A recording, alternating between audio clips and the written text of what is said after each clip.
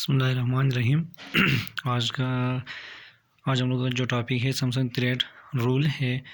तो बेसिकली जो Samsung thread rule भी उसी बेसिस पर काम कर रहे हैं कि हम लोग किसी भी इंटीग्रेशन का जो एरिया है हम जो एरिया उसी को फाइंड करते हैं।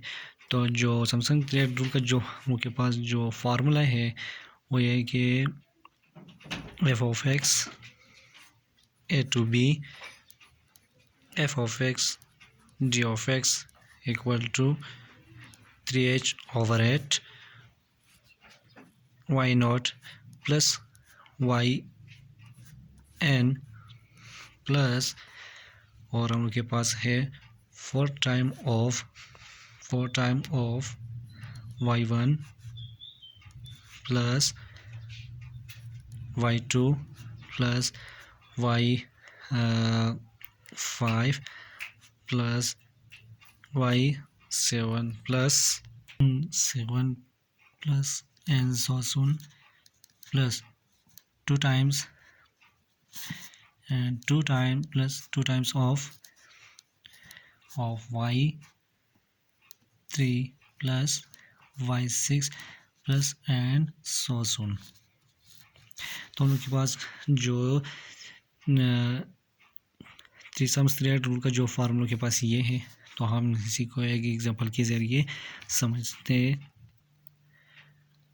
एक एग्जांपल यहाँ पर हम लोगों को दिया गया है कि इंटीग्रेशन जो उसका हम लोग के पास जो फंक्शन है और उसका जो लिमिट है 0 से 4 तक है। इंटीग्रेशन फंक्शन एक्स स्क्वायर और विथ एच हम लोग के पास जो विड्थ है हम लोग के पास 1/2 है।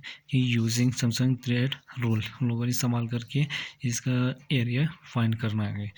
तो सबसे पहले हम लोगों को जैसे कि मालूम है कि हम लोग के पास जो ए है इक्वल टू 0 है लोअर लिमिट, और हम लोग के पास जो अपर लिमिट बी बराबर है 4 है, और हम लोगों के पास जो एच है एच बेसिकली हम लोगों के पास 1/2 है जो कि हम लोग के पास 0.5 बनता है। तो सबसे पहले हम लोगों को ये चीज़ मालूम होना चाहिए कि जो कि हम लोगों के पास जो एक्स नोड है हम लोगों के पास ए के बराबर है और एक्स 1 है, तो ए प्लस एच के बराबर है, और एक्स 2 हम लोग के पास किसके बराबर है A plus 2h plus and so सुन फिर जाएगा अब तक एन इक्वल टू बी के बराबर है। और इसी के ज़रिए हम लोग क्या करते हैं y की वैल्यू निकालते हैं कि y1 y2 and y3 and so सुन। तो हम लोगों ने करना क्या है, सबसे पहले एक टेबल ड्रॉ करते हैं। तो यहाँ पर हम लोग का x की वैल्यू आएगा, यहाँ पर y जो लोगों का फंक्शन है। तो उन लोगों को मालूम है यहाँ तक कि जो हम लोगों के पास x नोड है वो हम लोगों के पास 0 है। तो जब हम लोग को 0 तो बस x1 है, फिर 0 को h के साथ हम जो जमा करें तो 0.5 करते हैं।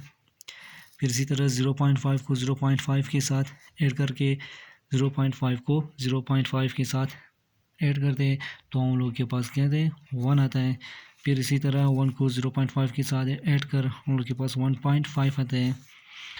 फिर इसी तरह 1.5 को 1 के साथ ऐड करके 2 आता है। फिर इसी तरह 2.5 एंड 3 फिर आएगा 3.5 एंड लास्ट में आएगा 4, क्योंकि हम लोगों का जो लिमिट तक 4 तक था। तो इन सारे वैल्यू को क्या करते हैं सब्स्टिट्यूट करते हैं किस चीज़ में, बस फंक्शन में। जब हम लोग से फंक्शन में पुट करते हैं बारी बारी तो हम लोग के पास आएगा कि 0 तो है 0.15 फिर आएगा 1 2.25 फिर आएगा 4 हम लोग के पास आएगा 6.25 9 12.25, लास्ट में आएगा 16। तो यहाँ पर जितने भी वैल्यू हम लोग के बाद जो वाई के है, हम लोग इसे क्या कहते हैं, बेसिकली नाम देते हैं। ये वाला हम लोग के पास है y0, y1, y2, y3, y4 and y5, y6, y7,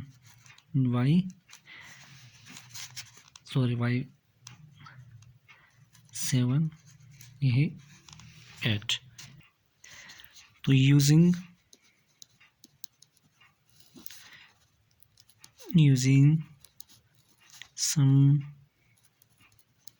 some rule, Simpson thread rule.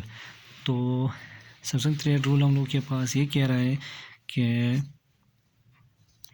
3h/8 फिर आएगा y0 plus yn plus 4 time of y1 plus y2 plus y5 plus y7 plus and so on plus 2 times of y3 plus and y6 plus so on। तो जितने भी हम लोग के पास यहाँ पर वैल्यू है जो y0 से लेकर y8 तक, हम लोग क्या कहते हैं, बारी बारी इस फार्मूले में पुट करते हैं। तो वैल्यू पुट करने के बाद हम लोग के पास हम लोगों ने क्या किया, जितने भी वैल्यू था हम लोगों ने इस फार्मूले में पुट करके हम लोग के पास ये आया है। फिर हम लोगों ने क्या किया, इसको कैलकुलेशन करने के बाद हम लोग के पास ये थे, और इन सब को कैलकुलेशन करने के पास हम लोगों के पास 71.25 आए थे, और इसको कैलकुलेशन करने के पास हम लोगों का आएगा 22.5। फिर इन तीनों को आपस में समाप्त करके हम लोग के पास आएगा 109.75 आएगा। और इन तीनों आपस में की कैलकुलेशन करें कैलकुलेटर के ज़रिए तो उनके पास आएगा 20.578 आएगा। Thank you for watching.